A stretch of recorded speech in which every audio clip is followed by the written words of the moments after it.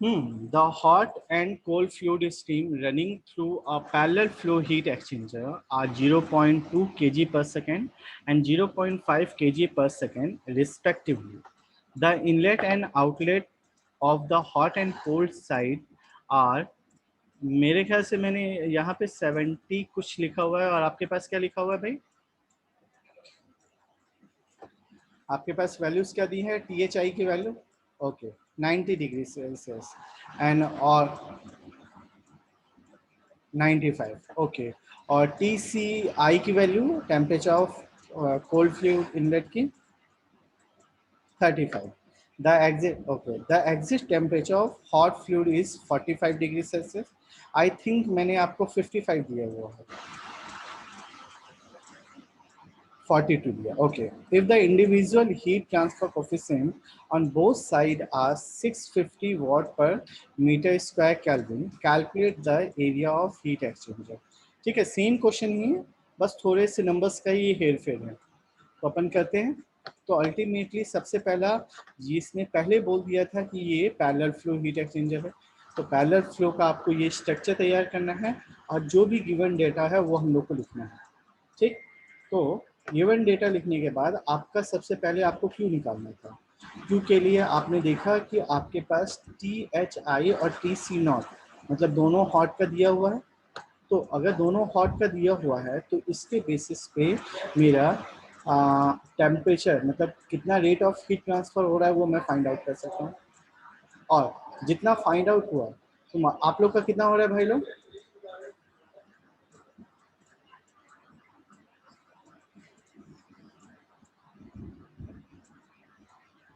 88.76. Okay, सभी का इसी के आसपास है मेरे ख्याल से होगा क्योंकि इसमें कोई वो नहीं है.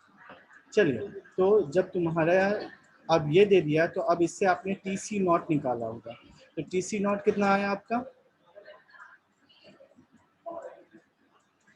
58.5. चलिए, अब यहाँ आपके लिए एक इंटरेस्टिंग क्वेश्चन था. 0.85. ओके, यहाँ पे आपको थीटा 1 और थीटा 2 निकालना था, है ना? तो थीटा 1 क्या होगा भाई? T H I minus T C I, क्योंकि पैरेलल में ऐसा होता है, और T H O minus T C O. तो मेरे को कोई वैल्यूज बोलता जाएगा क्या? वैल्यूज बताइए. टी एच आई की वैल्यू 90. ओके, तो कितना हुआ ये? 95 माइनस 35 कितना हुआ? 60.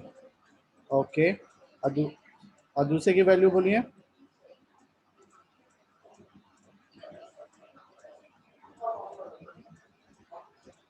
-58. हाँ, तब यहाँ पे आई अप्रिसिएट देव बाबू, क्योंकि देव ने ये बोला कि सर यहाँ पे ये वैल्यू निगेटिव में आ रही है. ये आंसर केवल एक बंदे ने दिया और किसी ने नहीं दिया. बाकी सबको मैं ये बोलता हूँ भाई भाई भाई ध्रुव को मैं कंसिडर नहीं करूंगा क्योंकि पहली कॉपी मेरी देव से खुली है.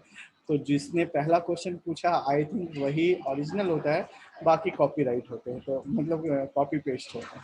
इसलिए शायद तेरे दिमाग में भी आया हो, मगर सॉरी. चलिए, इसकी वैल्यू आई थिंक -16 आ रही है, बराबर है? तो चलिए, जो भी हो आगे, तो आपका जो LMTD log mean temperature difference आ रहा है वो कितना होगा भाई? तो 16 प्लस 60 और divided by natural log of this one, है ना? तो अब मुझे वैल्यू बताइए. तो 60 plus 16 divided by natural log with 60 divided by -16. Mathematical error. ठीक है, मतलब यहाँ पे मैथमेटिकल एरर आ चुका है. अब इस क्वेश्चन से एक बात समझिए. बात ये है कि जब भी अब आप मतलब एज एन इंजीनियर आपको बोला जाता है ना कि सर हम कैसे बनाएंगे, कैसे समझाएंगे, कैसे करेंगे, तो ये पार्ट यहाँ डिजाइनिंग में आता है कि जब भी आपसे पूछा जाएगा कि भाई हमें एक हीट एक्सचेंजर बनाना है, तो हीट एक्सचेंजर बनाना है तो आप बेसिकली 4 चीज़ें ही पूछते हैं। वो 4 चीज़ें कौन सी होंगी? तो पहला होगा temperature of hot water inlet, temperature of hot water outlet, temperature of cold water inlet और temperature of cold water outlet. ठीक है, जब ये 4 चीज़ें पता होंगी आपको तो आप क्या करोगे, ये पूरा का पूरा प्रोसेस डिजाइन कर लोगे। मतलब आपको एलएमटीडी मिल जाएगा, रेट ऑफ हीट ट्रांसफर मिल जाएगा। और रेट ऑफ हीट ट्रांसफर जब आप देखोगे, मतलब एक बार चेक करना कि जब ये हॉट फ्लूइड का हो और ये कोल्ड फ्लूइड का है तो ये दोनों क्या एक दूसरे के इक्वल हो रहे हैं कि नहीं हो रहे हैं। अगर नहीं हो रहे हैं मतलब बहुत सारा हीट जो है वो आपका रेडिएशन लॉस में या प्रोसेस लॉस, मतलब प्रोसेस में लॉस्ट हो जा रहा है। तो आपको वहाँ पे वो चीज़ बचानी भी पड़ेगी। तो आप कैसे बचाओगे? तो प्रॉपर इंसुलेटर्स का यूज़ करोगे। चलिए, अब यहाँ पे फिर से क्वेश्चन आ जाएगा कि आनंद सर एक बार बताइए, अगर कोई नया कंपनी है जिसको हॉट वाटर इनलेट और कोल्ड वाटर इनलेट तो पता है, लेकिन अगर हॉट वाटर आउटलेट और कोल्ड वाटर आउटलेट नहीं पता होगा तब हम क्या करेंगे? तब इसके लिए हम लोग एक नया मेथड पढ़ेंगे जिसे बोलते हैं एनटीयू मेथड। ठीक है, इफेक्टिवनेस एनटीयू मेथड, वो आगे आएगा, वो आपका पार्ट है। तो अब यहाँ पे जहाँ पे आप रुक गए, क्योंकि ये निगेटिव साइन आ गया, तो मैथमेटिकली मतलब एज पर नॉर्म्स ये गलत होगा। तब आप क्या करेंगे, इसके ऊपर कैलकुलेशन में जाएंगे जहाँ ये वैल्यू आपको निगेटिव दिखा रही है, मतलब 42 माइनस 58। तो 58 क्या चल रहा था भाई आपका? आई थिंक ये आया था क्या, कोल्ड वाटर आउटलेट टेम्परेचर 58 था ना। तो कोल्ड वाटर आउटलेट टेम्परेचर को कम करो, कम करोगे मतलब कितना? तो आपका 42 है, तो हम इसको कैलकुलेशन में, मतलब क्रॉस कैलकुलेशन में इसको समथिंग 38 ले लेते हैं।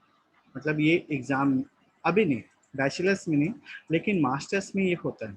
मास्टर्स में जब डिज़ाइन की बारी आएगी और आपका 58 नहीं हो रहा है, क्योंकि ये अल्टीमेटली यहाँ पे ये बता रहा है कि ये न्यूमेरिकल गलत है, तब वहाँ पे आपको एज्यूम करना पड़ता है। तो जब आप एज्यूम करने जाएंगे तो आपको पता है कि 42 के हमें नीचे ही चाहिए, क्योंकि वैल्यू प्लस होनी चाहिए, तो हमने कुछ भी एक एज्यूम कर लिया। क्लियर? चलिए, उसके बाद आपने एलएमटीडी निकाल लिया। आपको अच्छा हाँ, यहाँ पे ओवरऑल हीट ट्रांसफर कोफिशिएंट किसके लिए दिया हुआ है, मतलब इंडिविजुअल हीट ट्रांसफर कोफिशिएंट दिया हुआ है। तो इंडिविजुअल हीट ट्रांसफर कोफिशिएंट के मेरे ख्याल से आपने ये फॉर्मूला फर्स्ट सेमेस्टर में, सॉरी फर्स्ट चैप्टर में पढ़ा हुआ है। तो 1/650 plus 1/650 is equal to U की वैल्यू आ गई। तो Q is equal to U into A into L M T D निकालोगे। और अब देखो यहाँ पे आपकी बेवकूफ़ी बता रहा हूँ, आप में से जितने लोगों ने मेरे को न्यूमेरिकल करके भेजा ना, वो सब ने इस मेथड को फॉलो किया है। ठीक है, अब एक बार बताओ, मैं आपसे एक जनरल क्वेश्चन पूछता हूँ। U इज इक्वल टू होता है, sorry Q is equal to होता है U into A into theta M L M T D ना। तो क्या मैं यहाँ पे डायरेक्ट ये नहीं लिख सकता है A is equal to Q upon U into theta M? आपने इस प्रोसेस को अडॉप्ट किया, देखा, सुना और आगे बढ़ गए, इसलिए ये लेंदी मेथड में चल रहे हो। जबकि ये तो काम बहुत आसान था, क्योंकि Q की वैल्यू ऑलरेडी थी। आपको क्या लिखना था? तो Q की वैल्यू लिखनी थी, फिर डिवाइडेड बाय लिख के 2 बार ये लगा देना था। पहली बार वाले में U रखोगे, U को क्रॉस क्या बोलते हैं, क्लोज कर दोगे, और फिर दूसरा चालू करोगे जहाँ पे आपको थीटा 2 माइनस थीटा 1 जो भी आपको लेना चाहो वो कर दो। यहाँ पे 2 लगाओगे और फिर डिवाइडेड बाय डाल के नेचुरल लॉग डालोगे और फिर यहाँ पे लिखोगे थीटा 1/थीटा 2। मैं पहले इस प्रोसेस को क्लोज करूँगा, उसके बाद इस वाले को करूँगा और लास्ट वाले में इस वाले को करूँगा। हो गया, गेम खत्म। मुझे बस आंसर देना था। मतलब कहने का मतलब ये है कि आप अपने आंसर्स को जितना शॉर्ट करोगे आपके पास उतना ही अल्टीमेटली टाइम बचेगा। मैं आपके स्टेप्स तो देखना ही नहीं चाहता था। आपने स्टेप्स दिखा के अपनी चोरी बता दी कि ये आनंद सा हमने मतलब अपना दिमाग यूज नहीं किया। चलिए क्वेश्चन नंबर थर्ड देखते हैं। In a double pipe counter flow heat exchanger CP दे के रखा हुआ है। CP of 1.45 is cooled from 23 degree Celsius to 23 मतलब 230 degree Celsius to 160 degree Celsius using CP of water 25 to 65 degree Celsius, mass flow rate of oil. This one take the overall heat transfer coefficient. Actually ये U है ना, 420 watt per meter square Kelvin. Calculate the heat transfer rate, mass flow rate of water and surface area of heat exchanger. क्या बताएगा कोई मुझे क्या करना है यहाँ पे? आप बस प्रोसीजर बताइए।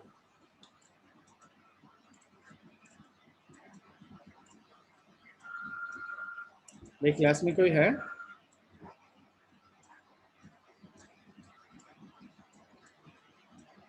तो क्या मुझे आप बता सकते हो स्टेप्स क्या क्या मेरे को यूज करना पड़ेगा? आपके पास यहाँ पे सब कुछ गिवन दे के रखा हुआ है ना, तो इसके बेसिस पे आप मुझे एक्सप्लेन करिए कि मैं क्या क्या करूँ।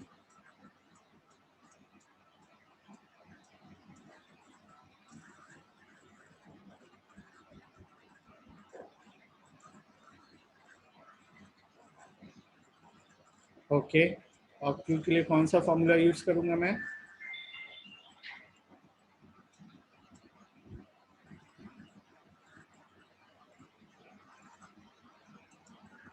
ओके, तो मेरा क्वेश्चन अब आपके लिए ये है कि मैं ओल्ड वाला क्यों नहीं ले सकता? T C O minus T C I क्यों नहीं ले सकता?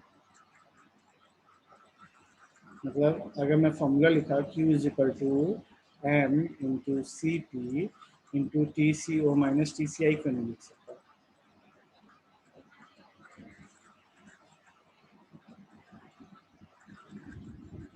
जल्दी केवल बराबर है क्योंकि आपके पास mass flow rate of hot fluid दिया हुआ है, कोल्ड फ्लूइड दिया ही नहीं था। मतलब ऐसे क्वेश्चंस लोग पूछते हैं, इसलिए मैंने भी आपसे पूछा। चलिए, तो आपने पहला rate of heat transfer of hot fluid निकाल लिया।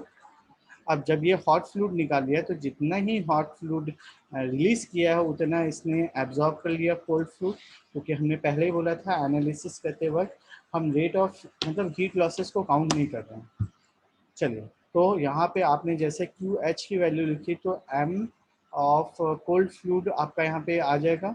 आई थिंक इन्होंने सी, हाँ, मास ऑफ कोल्ड फ्लूइड निकालना था। तो सी पी की वैल्यू है, टी सी नॉट की वैल्यू है, टी सी आई की वैल्यू है, तो एम सी की वैल्यू फाइंड आउट हो जाएगी। मतलब क्यू निकल गया, मास फ्लो रेट निकल गया। अब सरफेस एरिया निकालने के लिए आपको कौन सा फॉर्मूला यूज करना है?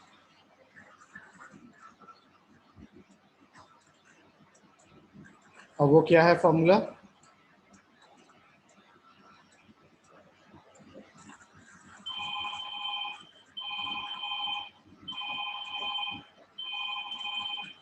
चलिए, अब यहाँ पे एक नई चीज़ सीखने की आपको बताता हूँ। एक्चुअली जब आप डिज़ाइन कर रहे हो ना, मतलब ये तो कैलकुलेशन का पार्ट है। तो कैलकुलेट करने के बाद आपको मेरे ख्याल से ऑटो कैड के बारे में पता है। तो अब आप ऑटो कैड के पास गए और आपने मान लो एक shell and tube heat exchanger बनाया। ठीक है, तो shell and tube heat exchanger जब तुम बनाओगे तो तुमको ये पता होगा कि मतलब उसका मैं एक ओवरव्यू बताता हूँ ना। उसका जब फ्रंट व्यू देखोगे तो वो एक रेक्टेंगुलर बॉक्स जैसा दिखता है, और जब साइड से देखोगे तो वो एक सेल टाइप का दिखता है। मतलब एक क्या मैं बोलूँ, रॉकेट का सेल मान लो या सिलेंडर मान लो। आपके घर में जो सिलेंडर है ऊपर का अगर मैं काट दूँ तो जो बीच का पोर्शन है ना, वो सेल होता है। अब इसी सेल के अंदर में ट्यूब्स लगाए जाते हैं। तो जब आप पूछा जाता है कि भाई इतने बड़े सेल में कितने ट्यूब्स लगने वाले हैं, तब यहाँ पे ट्यूब की डिजाइनिंग के लिए दो चीज़ें इंपॉर्टेंट होती हैं। तो दो चीज़ें कौन कौन सी हैं? तो एक सेल का मतलब ट्यूब का डायमीटर और दूसरा लेंथ। ठीक है, तो एज एन इंजीनियर आपको ये पता होना चाहिए कि मार्केट में कितने साइज के ट्यूब्स अवेलेबल हैं आपके पास। मतलब एक होगा 1 इंच का, एक होगा 2 इंच का, एक होगा 3 इंच का और एक होगा 4 इंच का। जनरली हम लोग ऑप्टिमम के लिए 2 या 3 इंच वाले ही प्रेफर करते हैं। तो अगर मान लो 2 इंच का अगर पाइप आपके पास है, ध्यान से सुनना, अगर 2 इंच का पाइप आपके पास है तो आपको लेंथ फाइंड आउट करनी है। तो जैसे आपने यहाँ से एरिया निकाल लिया, तो एरिया क्या था भाई, मान लो कुछ एक फिगर ले लेते हैं, 124 ले लेते हैं, ठीक है।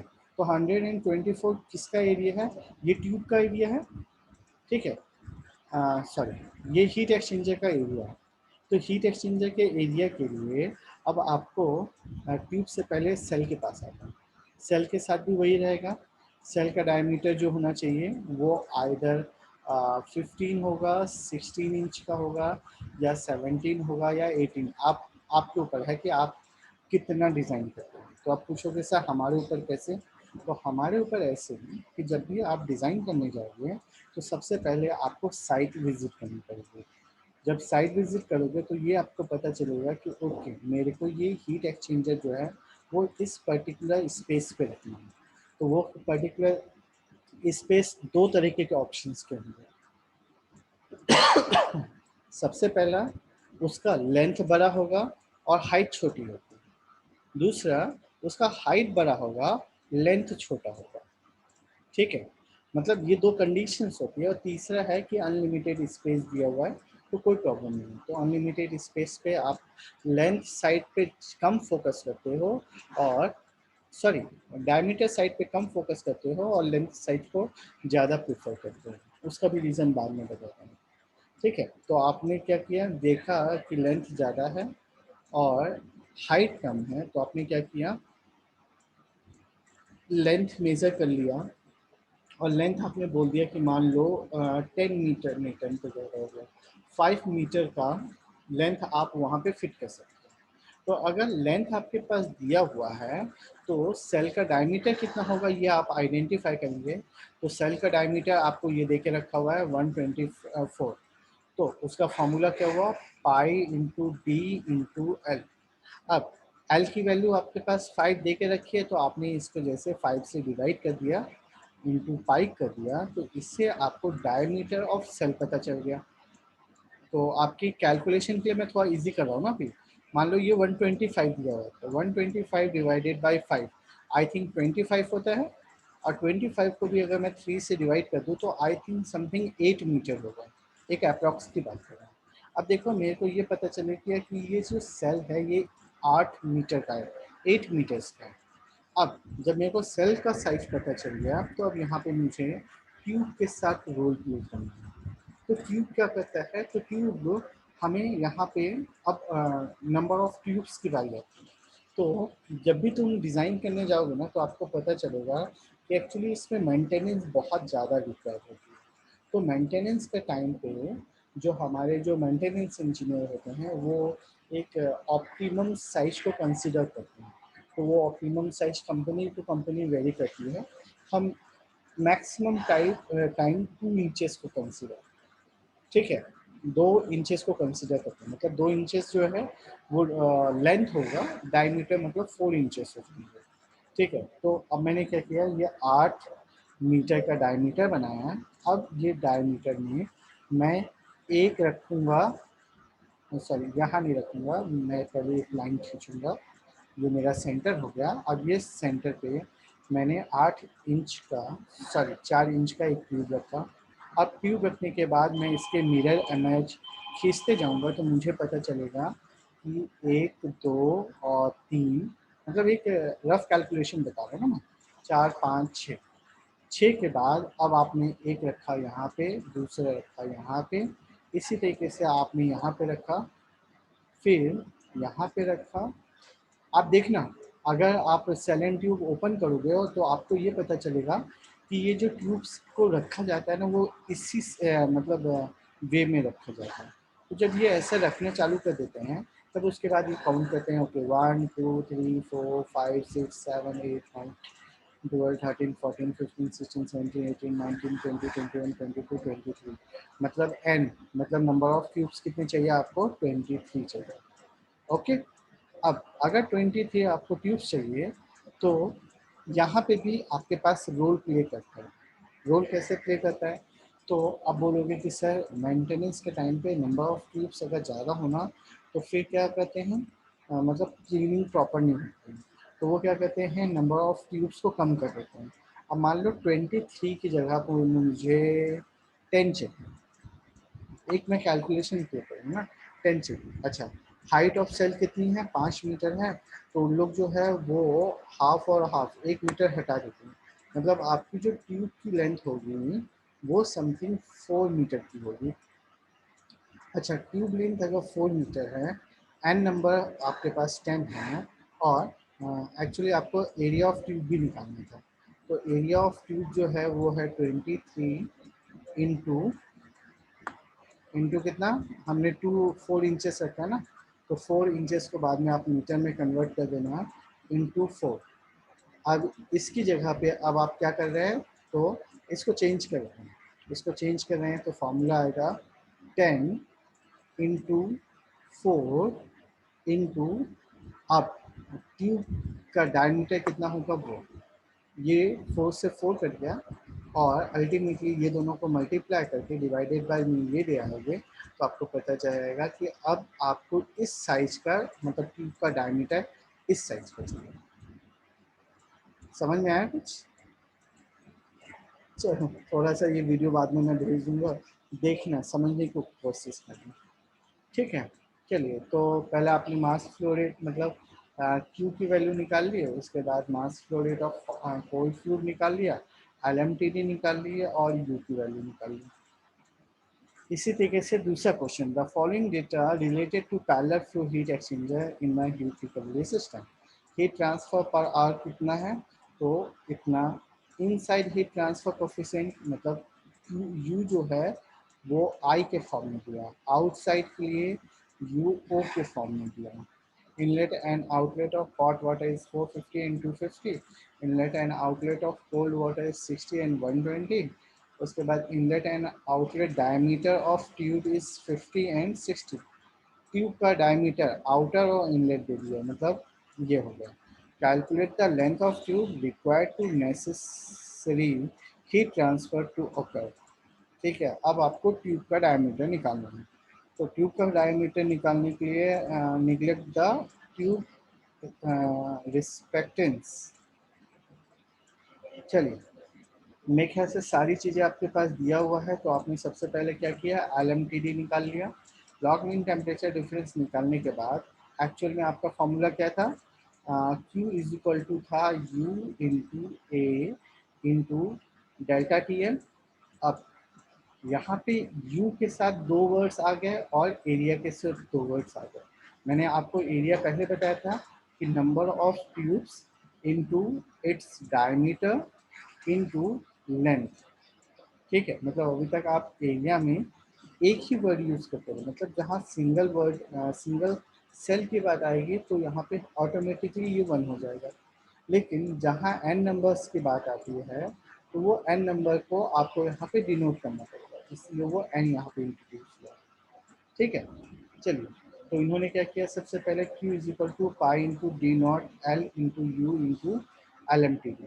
अच्छा, अब U नॉट निकालना है, तो ओवरऑल हीट ट्रांसफर कोफिशिएंट जो आपका होगा वो कितना आएगा, तो 1/U into A not is equal to 1/AI into 1 मतलब ये जो फॉर्मूला लिखा है, ये लिखा है 1/U A is equal to 1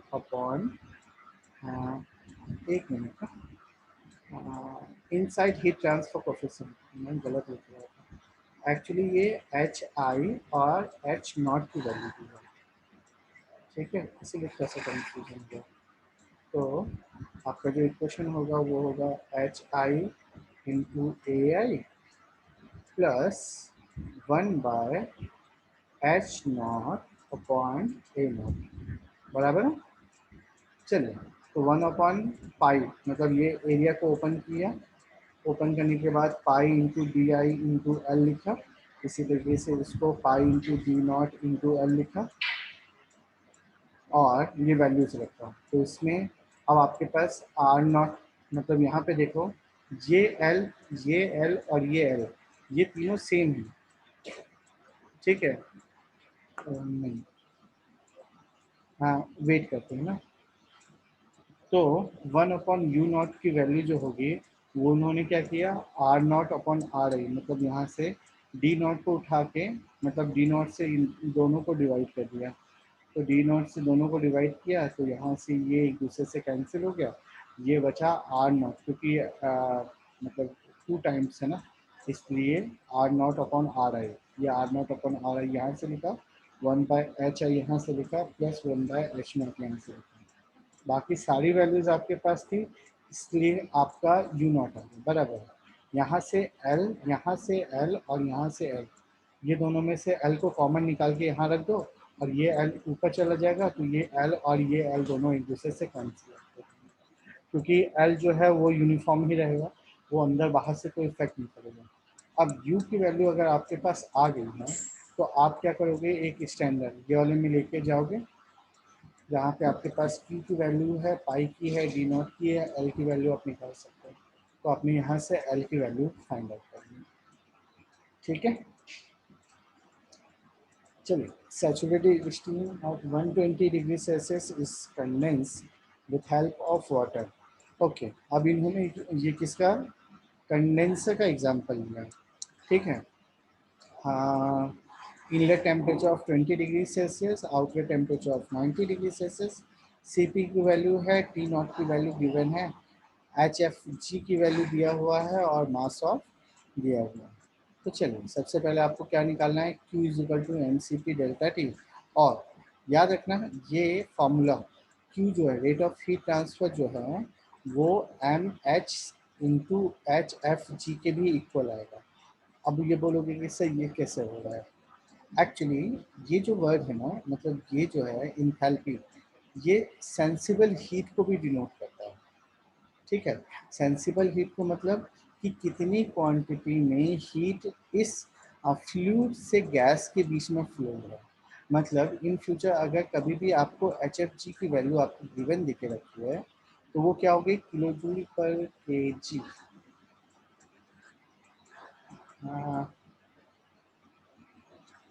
ना भाई, इसका क्लेरिफिकेशन मैं बाद में देता हूँ ना, कल लेक्चर में दूंगा। आप बस ये भी याद, यहाँ पे याद रखिए कि अगर कभी भी एच एफ जी की वैल्यू अगर आएगी तो आप उसको सी पी जी की जगह पे रिप्लेस कर दोगे। तो M H into H F G into U into area into L M T D, ठीक है। अब अल्टीमेटली आपको एल एम टी डी पहले निकालना पड़ेगा, तो एल एम टी डी आपने निकाल लिया, तो आपका एल एम टी डी की वैल्यू आई 58.14।